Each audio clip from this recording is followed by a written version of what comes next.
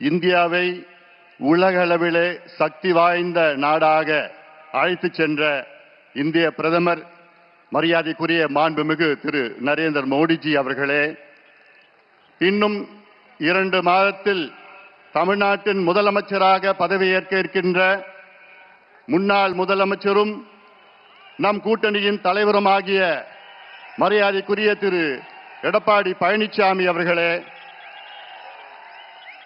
மத்திய அமைச்சர் பெருமக்களே, நண்பர் நயினார் நாகேந்திரன் அவர்களே, நண்பர் டிடிவி தினகரன் அவர்களே, நண்பர் ஜி கே வாசன் அவர்களே, மேடையில் இருக்கின்ற அனைத்து கூட்டணி கட்சியின் தலைவர்களை வணங்கி, இந்த கூட்டம் வெற்றி பெறக்கூடாது என்று ஸ்டாலின் அவர்களுடைய அரசு, திமுக அரசு எத்தனை சூழ்ச்சி செய்தாலும் நிச்சயமாக இந்த கூட்டம் வெற்றி பெறும், வெற்றி பெற்று இருக்கிறது.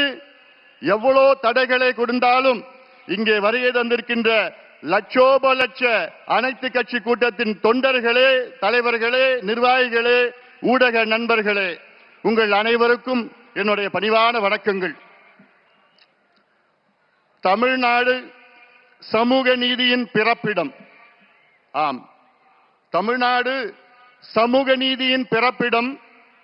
ஆனால் கடந்த 5 ஆண்டு காலத்தில் இந்த திமுக அரசு சமூக நீதியை 100 அடி ஆழமான பள்ளத்தை தோண்டி அதில் முழுமையாக புதைத்து விட்டது. அதற்கு தமிழக மக்கள் நிச்சயமாக முதலமைச்சர் ஸ்டாலின் அவர்களை ஒருபொழுதும் மன்னிக்க மாட்டார்கள். மாறாக கடந்த 6 ஆண்டு காலத்தில் இந்திய அளவிலே சமூக நீதியில் 3 பெரிய சாதனைகளை செய்திருக்கின்றார் நம்முடைய பாரத பிரதமர் மரியாதைக்குரிய நரேந்திர மோடிஜி அவர்கள். ஒன்று, இதுவரை சுதந்திர இந்தியாவிலே முதல் முறையாக இந்திய அளவில் சாதிவாரி கணக்கெடுப்பு நடத்துவோம் என்று அறிவிப்பை வெளியிட்டு இந்த ஆண்டிலிருந்து இந்தியா முழுவதும் சாதிவாரி கணக்கெடுப்பு நடைபெற இருக்கிறது. கடைசியாக இந்தியாவிலே சாதிவாரி கணக்கெடுப்பு நடத்தியது வெள்ளையர்கள் காலத்தில் 1931 95 ஆண்டு காலத்திற்கு முன்பு நடைபெற்றது. அந்த பழமையான தரவுகளை வைத்துத்தான் இந்தியா முழுவதும் இடஒதுக்கீடு நடைபெற்று வருகிறது.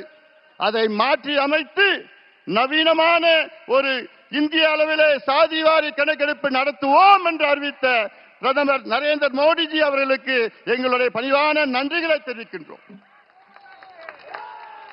இரண்டாவது சாதனை, தேசிய பிற்படுத்தப்பட்ட ஆணையத்திற்கு அரசியல் சாசன அங்கீகாரத்தை கொடுத்தவர் நம்முடைய இந்திய பிரதமர் மரியாதைக்குரிய திரு நரேந்திர மோடிஜி அவர்கள்.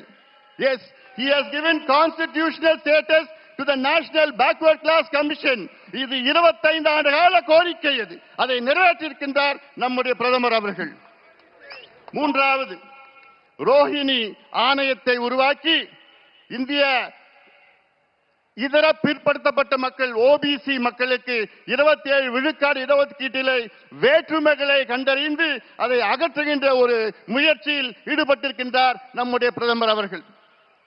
ரோஹிணி ஆணையத்தை அமைத்த பிறகு அதில் ஒரு மிக முக்கியமான ஒரு கண்டுபிடிப்பு, இந்திய அளவிலே ஓபிசி 27 விழுக்காட்டு இடஒதுக்கீட்டிலே கிட்டத்தட்ட 2633 சமூகங்கள் இருக்கிறது.